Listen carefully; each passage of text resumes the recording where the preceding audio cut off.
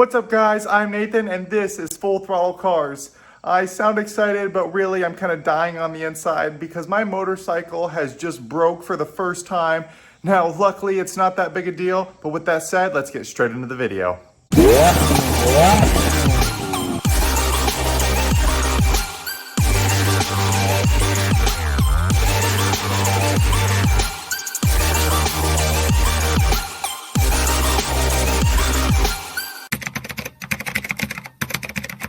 Okay, so my motorcycle is here, crippled in the garage due to the lowering link, the rear lowering link snapping on this thing. I'm going to show you guys the other side. You might notice that something, the motorcycle looks, it just looks a little off. And the reason it looks just a little off is because that rear suspension, that rear shock right there, is not connected right down here as it should be. This should be linked. You can see how that is like some bare exposed metal. That should be connected right here to where my index finger is touching. And what that's doing is causing this wheel to actually sit on the rear fender.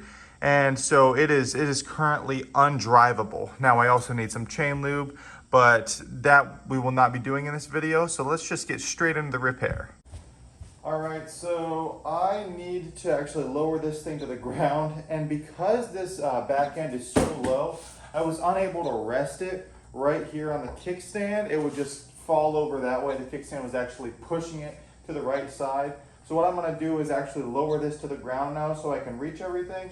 To do that, I'm gonna have to simultaneously pick up on the bike, pull that out from underneath this sliding protector, and then just gently, ever so gently, that is, lower it to the ground. All right, we got it. Now I can start the repair.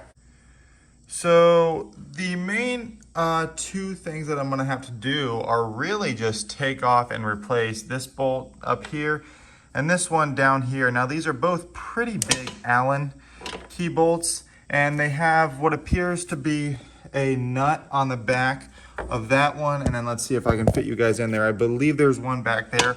I'll double check that whenever I go back into the footage, but I'm going to try and take these off and I will get right back with you guys. Alrighty, so I actually did manage to get both of those bolts off. There was a little bit of a hiccup there. I got this bottom one off here. That was this one, and I managed to have an Allen wrench that fits that just perfectly. Now I can't get it in right there, but you can see that that's pretty close. Anyway, I got that off. That was these couple, and that went with this bottom piece right here. And then I ran into where I said the hiccup was right here. I did not have an Allen wrench big enough for that. That is just a little bit bigger than this this former one that I already took off. And so what I had to do was take a pipe wrench, and I was able to set it up, so if you see the teeth on a pipe wrench, you might be able to notice that they will specifically go one way depending on if you have it clawed like this or like that. Because if it's like that, the teeth are gonna bite in and they're gonna actually force the bolt right there.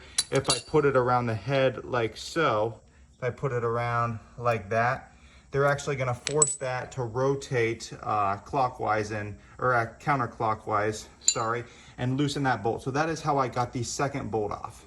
All right guys, so I just did get those two bolts in, and I got that piece back into position right there. I hope you guys can see that. The sort of tricky part in getting this back on was I just had to move the back wheel and this whole assembly in the back a little bit, just so the shock right here would actually push correctly right into this area where you can put the bolt through. Now, I did use a new bolt that came with this new lowering link right here because I didn't want to use that old weird one that I had to use the pipe wrench on. But looking at things now, this repair is completed. All right, guys, that is going to do it for today's video. If you did enjoy, please go down and drop a like, hit that subscribe button, leave us a comment, help push us to 2,000 subscribers.